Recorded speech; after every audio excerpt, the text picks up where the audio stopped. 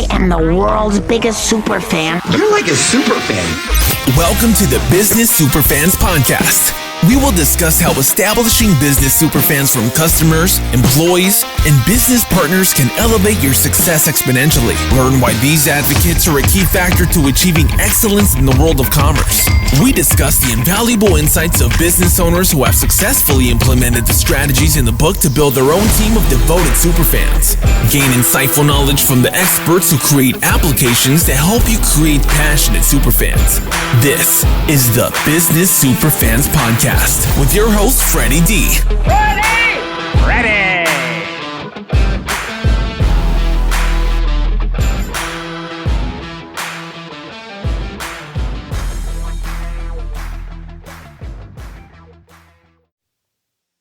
Hey, superfans, superstar Freddie D here.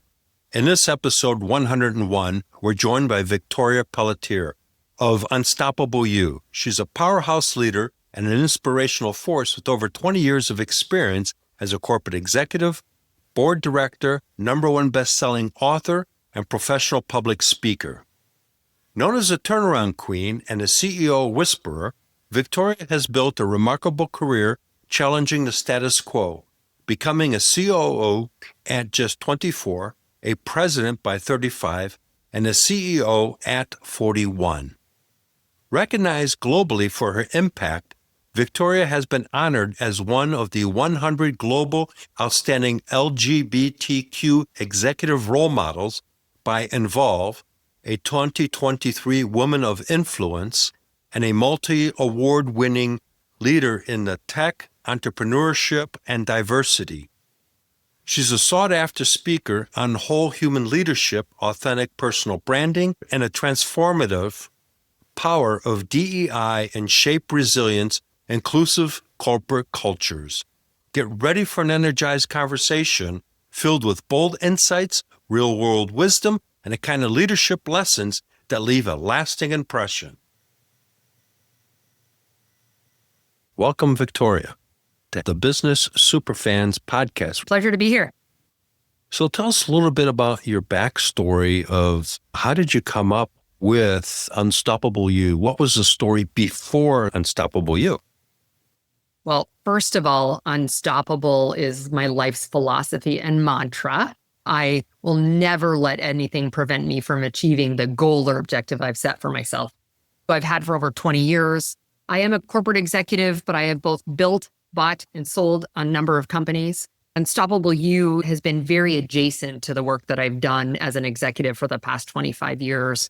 I coach business leaders, I do personal brand coaching, a professional public speaker, and I've written several books, the first of which was also entitled Unstoppable. The publishers approached me for that, so I figured it was karma, so I had to contribute it to that book. And so I've been living that ever since. And what came up with the Unstoppable? So a big part of who I am and what I speak and coach people on is around authenticity, around vulnerability, and being comfortable in sharing life and professional experience. My story is I had a very traumatic childhood and adopted out of a very difficult situation to a family with lower socioeconomic means. That's my why. I was determined I'd be better than my biological mother or the circumstances of my adoptive family. And that's when I very much focused on career aspirations. My mom said to me, I think when I was 10 or 11 years old, Tori was my nickname growing up. And she's like, Tori, you need to do better than us. And she didn't need to tell me that because I just knew I wanted to be better than. I felt like I had probably at that age a little bit of a chip on my shoulder. And I was going to demonstrate success from all the places that I'd come from, both biologically and from a circumstance perspective. So that's my driver. That's my why. I started working at 11. By age 14, I was in my first leadership role. I was the assistant manager of a shoe store while I was in high school and got promoted up through the ranks while I was in university working full time as well. Got recruited out of banking, which is where I worked throughout university, to be the chief operating officer of a private outsourcing company at age 24. So my drive comes from those early years. That's what's formulated this unstoppable nature of not letting adversity, hardship, or challenge prevent me from achieving the goal I've set for myself. That's an amazing story. And I can relate because I left home at 17 and was living on my own, paying rent, still going to high school and working in the drafting industry. My dad was an engineer and it passed down that. So I was doing drafting work and still going to 11th grade. I know exactly where you're coming from. A little bit different story, but similar. I had to survive on my own and create my own future. Yeah, I think that in itself builds some resilience. I graduated high school at 16, moved out just as I turned 17. I bought my first house at 19. Just being out on your own causes you to need to do things differently. And very different generation now. My kids are not quite 25. The younger one's not quite 21. And they're very far from where you and I were at age 17. Yep. Yeah. Different world these days. Different world. So let's talk a little bit more about some of the things that you do with the coaching that you do with some of the leadership. What is it that you kind of dive into with them? A number of things. It actually spawns, first of all, out of experience. For me, stepping into an executive role at age 24 was a massive stretch role. I'd had 10 years of leadership experience, 13 years of work experience. I'd been running large scale operations and contact center. Now, all of a sudden, I stepped into a role where I was leading all functions of that company except for finance, sales and marketing, technology, HR, things I hadn't been accountable for previously. Being a very young executive, younger probably by 2 decades, being the only woman at the executive table, I showed up in a way that I thought I had to. Entering the workforce in a very command and control, top-down way, not wanting to appear inexperienced, to appear weak and vulnerable. I showed up in the opposite way that I do now. I got a nickname in my mid to late 20s as the Iron Maiden, all business, all the time. I was exceptional at driving business results, but I think I left a wake behind me. People followed me more fear than followership. Taking some of those lessons is what I talk to leaders now. My latest book called Whole Human, The Power of Whole Human Leadership. And that is around how do we, first of all, we all show up our whole selves. We can't drop the personal stuff when we show up as employees and as leaders. On one. It is. And I've long since recognized that people do business with people they like and trust, or want to do business, whether that's buying from, working with people.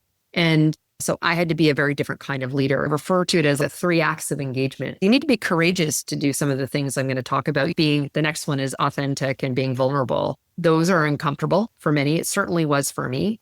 Yet at the same time, it doesn't mean that there's a trade-off for strong business performance by being that kind of empathetic leader that demonstrates vulnerability. I've been a part of over 40 merger and acquisition or divestiture transactions in my lifetime. A lot of times talking to leaders, what does that look like? Some of the aspects, how they successfully manage some of the change or transition. That's where I spend time with business leaders. I also do a lot around personal branding because people do business with people they like and they trust. They're not just buying what you do, they're doing why you do it. And that comes from a brand perspective. No, you remind me of when I was in charge of global sales. I was that guy that was on a mission. I remember somebody pulling me aside that says, you've got some sharp corners and it's hurting some people. So I had to take a step back, look at myself, because I was same thing on a mission. I had to take a product from nothing and grow it globally. And I had zero tolerance for shortcomings because I was on a mission. Sometimes I was a little bit abrasive, and I learned from it because they handled it in a nice way to tell me, tone it down a notch. And many leaders are figuring that out. The way you described it, which it was probably a little bit the way I was, or leaders who want to be just liked. And so then they actually, on the opposite end, don't make some of the really difficult decisions and have some of the tough conversations that are required. Yeah. When I worked recently with a particular company, the leadership there never really had leadership training. They started a business themselves as a husband and wife team. They grew it to about $1 million and change, and then it flatlined. The way they handled their team and their mindset was that they were doing the team a favor by giving them a job. They had contractors that were doing work for them. The mindset was, well, we're giving them work. They should be grateful. When I got in, I said, let me ask you something. You're sending these contractors to a customer to do the service. Who are they representing? It's them that's there. And so if you've just made them feel like they should be grateful for the job, they're not going to be a super fan of yours and talking up what a great company you are to the customer, because that's front line. It's not you, it's them. What you're talking about is very important because you have to look at how you communicate with the team. The team's got to be empowered to have the energy and be on the same mission, just like in a racing rowboat where everybody's got an oar. You got to get everybody on that rowboat and in synchronization going in the direction that you need to go. Yeah, I agree. It's so interesting to hear you talk. Although there were many aspects of my leadership that poor in those early executive years, I did realize the importance of creating the right kind of at the frontline level employee engagement, because to your point, they're the ones talking directly to customers. It's actually where a lot of my passion and focus around diversity, equity, inclusion came from. When I think about my own experience in that executive role where I felt like the only, as I described, I was so much younger than everyone. What woman, by the way, lies about her age in the opposite direction, which I did at the time, saying I was older if I ever got pushed in a corner, feeling different and the only, and recognizing that company, an outsourcing company. So you think of outsourced call center, and this is in the very early days, 25 years ago, telemarketing when it was still much more of a thing. Remember those days? Yeah, as well as customer service and tech support.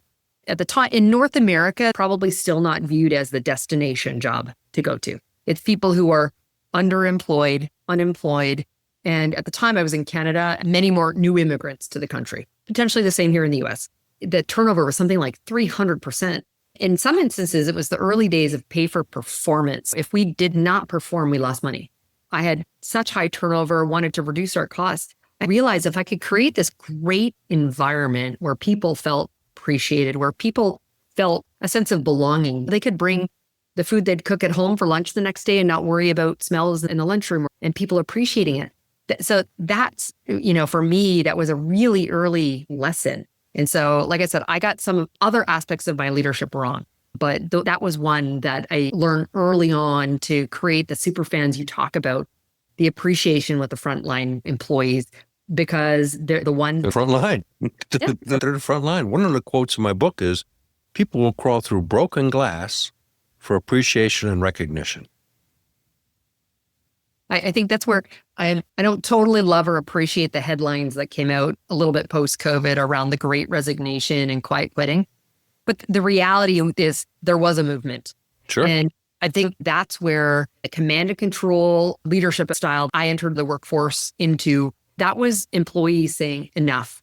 We want to work for and with leaders and companies that are different, that align to my own values or purpose and mission. And I want to work for leaders who trust me, who are invested in my development, and to your point, appreciate me, will call out the contributions I've made. So I feel like all the effort that I'm putting in, albeit at that point now remotely in people's homes for the most part versus sitting in physical offices, not being bums and seats doesn't equate to performance. And real performance equates in hearing a thank you for it.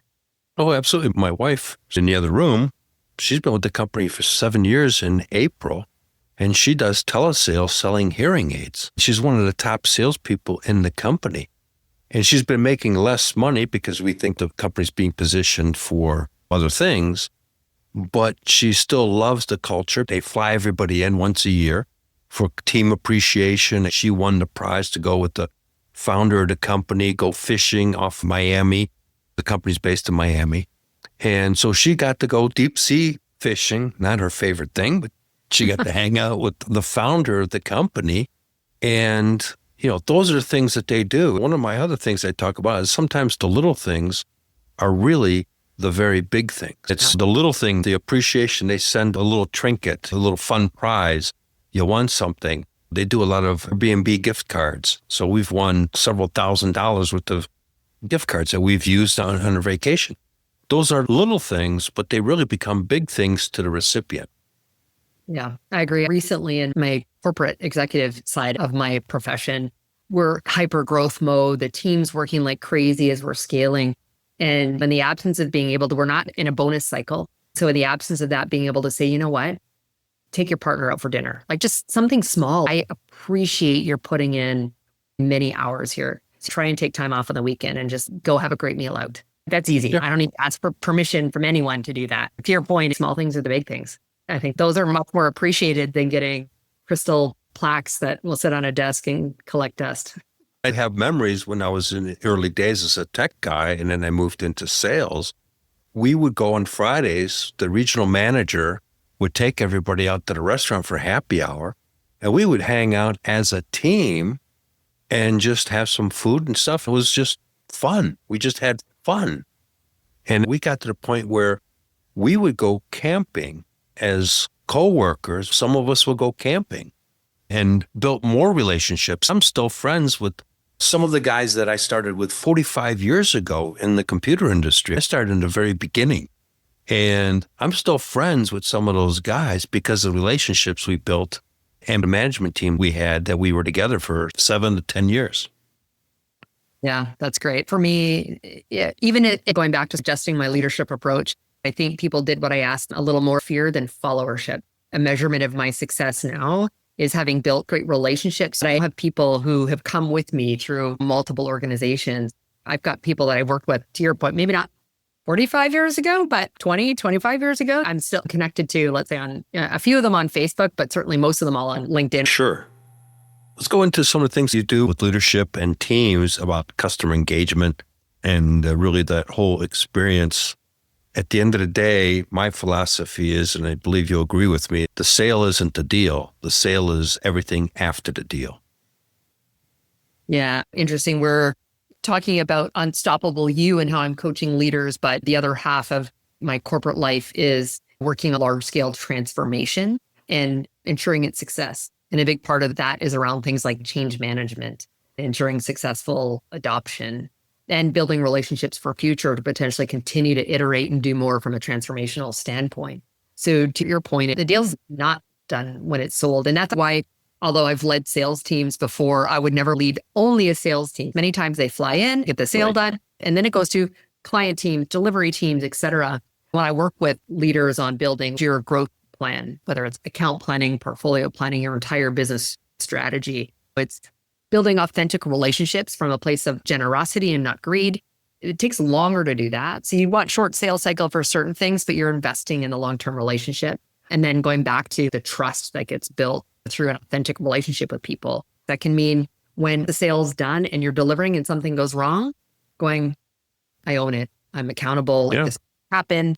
And it's the recovery that can be sometimes the best from a relationship perspective. Again, it's about trust. If you can own up to it, fix it, ensure it doesn't ideally happen again. And so I spend a lot of time talking to leaders like that and those that are in sales or client management roles around the way they build relationships from a business to business standpoint, where I've spent a lot of my career. There's a book called The Challenger Customer, Follow the Challenger Sale by Gartner. They said almost 10 years ago, for every buying decision, there's an average of 5.3 decision makers. I think that's probably increased in the last 8 or 10 years since the book was written to probably like 7 or 8. And so who are those influencers as well? And that buyer helps you with that. So there's just so many dynamics and tentacles into ensuring the success once the sale's done. Oh yeah, we could talk hours in sales. I was very fortunate. I went through some very high-end sales training. And you talk about all the influencers and stuff. We called it a little bit different back in the day. But it was finding the key influencer that may not be the individual that you think is the key influencer. And usually it's not. It's usually somebody that has nothing to do with what you think they should be doing, that is the major player in the company. And so that's always been fun to find that person, and then how do you manage that person? But, going back to the customer aspect, really, it's the whole customer journey of once you get the deal done, how does a team really do the onboarding of that customer, making sure that their expectations are properly set? Because a lot of times I have seen companies make the transaction and then don't set up proper expectations for the implementation of whatever it is that they've got, whether it's manufacturing, technology, et cetera. And it's already on a bad foot. Yeah, I agree. So when we're starting whether a sale, a transformation, a transaction, whatever, let's start with the outcome in mind. There's a business case. You're taking cost out, there's growth, you're transforming technology. Understand what that is, what's the user experience? We've got KPIs or metrics that'll get measured. Hopefully you've got some people-based metrics in there in terms of how that's going to be experienced by the end users, employees, customers, whatever, building with that in mind and ensuring successful change management. A lot of people think that's project management. They're very different skills. Project management will manage time, budget, and scope. Change management is the connection between head and heart, behavior and mindset, and successful adoption. I keep saying transformation, but it can just be a sale, a new product, service entering into the equation, starting with that experience and outcome up front, and then making sure you're embedding that all the way through the process. Yeah, because now you're creating super fans of the people you're implementing it with, if it's technology. You want to make sure they're excited about the new technology that's being brought in, or if it's manufacturing or whatever it is. Because if they're unhappy with that whole process, then the company goes back and questions the decision of going with this vendor. Maybe they should have gone with the other guys. That sets a negative tonality, whereas if you worked with the right expectations when I was selling manufacturing software, we would look at the objectives of where the company wanted to be in a couple of years and then set the tone for the team. It's not going to be the fact that you got it today, we got it delivered today, you're going to be making money with it tomorrow. It's going to be 90 to 180 days away, and you got to run systems simultaneously. And so you set those proper expectations. Now what happens is the team on their end, they go, oh man, it took the spotlight off of me for a little bit so I can learn this new stuff. And so they become a fan of yours because you've just made it a little bit easier for them to breathe versus, okay, they bought it and they want me to use it by next Tuesday. Yeah, that's right. Exactly. And I've been many times, I think there was like many years ago, I remember a company I worked for, we won a bunch of awards for implementation of some new technology. A couple of years later, that same company decided to outsource the function that technology supported. We looked at the RFP. They'd asked some of the administrators and higher level users of the platform what we needed to be aware of as we move some of that work to an outsource environment. And they actually blamed the technology for which we had won awards for its implementation. But to your point, and just making it easy for users, going back to start with experience and outcome. Absolutely. Thinking about how the process and experience was going to be for that person. So instead, we had detractors as opposed to having super fans when we implemented as expected. But this is, again, start with end in mind, start with experience, and then work towards the outcome with that piece up front. Oh, absolutely correct. I got paid by a company to go on Saturdays and fly from Chicago when I was working in the tech aspect. And that's when I learned I had some sales skills because I flew out there and they realized they bought the technology and they wanted to send it back. They said it wasn't working, but they had no processes, no SOPs, no systematization, no good training for the people. And it was another district that sold it, but I had developed a reputation as a very good installer and trainer and proved to the management that it wasn't the technology and outlined it. I became even more sought after, and they ended up keeping the system and writing me a testimonial letter. Fantastic. Our boss. So I can completely relate to what you're saying, and it's really important. Victoria, share a story of somebody that you worked with in a leadership / customer experience. What was the challenge and how did they transform? There's one example I like to give. Almost 20 years ago, I was relocated for my first time from Canada to the US. I was probably a late 20-something-year-old leader. Early days of recognizing my leadership style needing to change. I came into a role where we had acquired a company and we're integrating them in. I'd now done several of these at this point and understood the importance of a few critical team members because of their connection to their client, who would have massive risk associated with making changes with these leaders. So when I came in and there was this really tough native New Yorker who was like, who's this young Canadian leader coming in who's got less years on life than I have in this particular industry, telling me what to do? She was one of my biggest challenges. I don't generally have a ton of patience, but this one tested all kinds for me. I understood the risk, so I couldn't make a change. It took me almost a year with her, demonstrating that I trusted her, that I valued her, And a large part was because our client and this very large important portfolio for us valued her. One of the ways I demonstrated that is there was a very large delivery issue with a member of her team. And our CEO was crazy. And we're in a room and he's like, who was it? Where was it? He wanted names, like take prisoners. And I was like, no, Tom. I said, I'm ultimately accountable for this team. So it doesn't matter who it was. I said, what I can assure you is we are coaching that individual and this will not happen again. That was the turning point for her because I didn't throw her under the bus. I didn't throw her team member under the bus. I was the leader accountable. And so that was a moment where she saw my leadership was different. I was empowering her to manage her team member, coach it. And so when we did another acquisition several months later and bringing new people in who were all very concerned, she all of a sudden became like the biggest champion. It was your super fan. She was, but it took me a year to prove it in this case. I was young and untested, unproven to her, and not like the tough New Yorker coming into this environment. There are a bunch of things I was going up against. And so that for me continues to feel like one of the greatest successes I had, but caused me to step out and do things differently and exercise the kind of patience I don't generally have. Good story, though. Good story, but I can appreciate the patience thing. So I've gotten to be softer these days, but back in the day, I was a little curt at times. But, that's what drivers do. That's how you get to the top. So I can appreciate it. And as we get older, we mellow out. It's interesting how that starts to happen. When you're young, but then as you get older, you take more time. So what is the biggest mistake that leaders do that really sabotages them inadvertently? There are a few, and it's funny, I'm mentoring a younger leader right now who's in a senior role, but as an individual contributor and thinking about making her first into people management.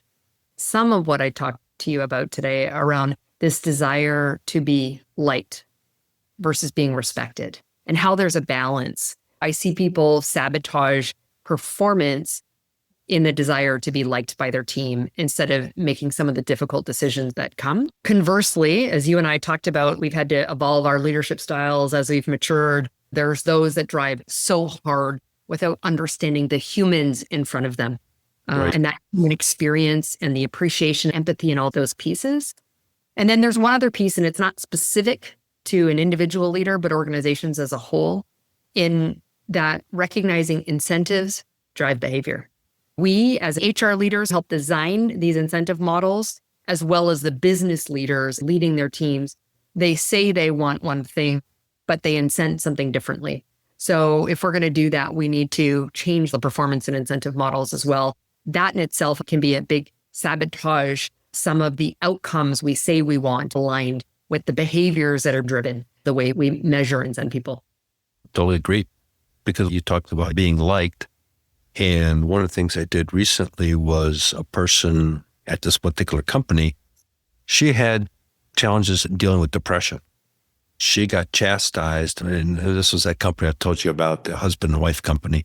They would do verbal training, put you onto the system, and then chastise you a week later because you were making mistakes. But they wouldn't pull you aside and do it in private. They did it so that everybody in the company could hear. That created anxiety for her, which accelerated some of her personal challenges and made everybody else on edge. When I ended up taking over that company and running it, I started empowering her and helping her with more responsibility. So I did the opposite. I gave her more responsibilities, helped her and changed her outlook on herself. She started to blossom, have fewer bad days, and became more creative because of the responsibility and empowerment. Good leaders empower their team and let their team get the glory.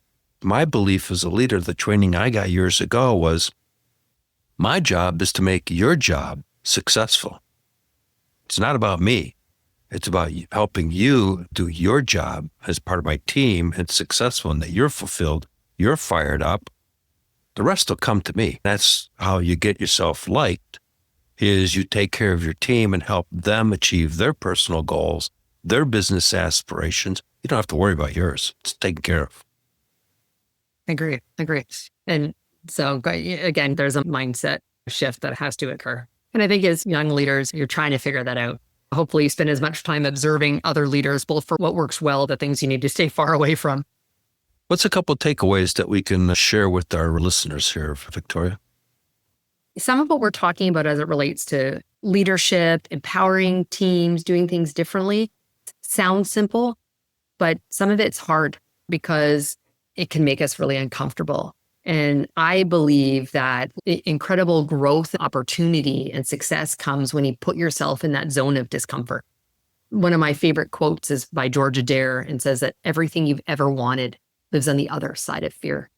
I'd encourage your listeners to put themselves in their zone of discomfort in terms of how they lead, how they engage, so they can ultimately live the kind of unstoppable life that they want, achieving their goals and objectives. Nice play into that, bringing that in there. Like smooth. So you've done this before. I like that. As we kind of get towards the end here, Victoria, how can people find you? Best way to find me is my website, which is victoria-pelletier.com. I'm sure it'll be in your show notes, so I won't spell. Absolutely. But from there, if people want to connect on the social platform of their choice, they can do it directly from there. Okay. And do you have something for our audience? So there's tons of content that I publish. All of my written content that I share on platforms, that'll all be centralized there. I have my books listed there. I'm not saying your listeners have to buy it, but I do have a companion to one of the books that they can download directly from there on personal branding, humanizing what you do much more broadly. I talk deeply about that. That's been a big element of success in my career. What's the name of the book?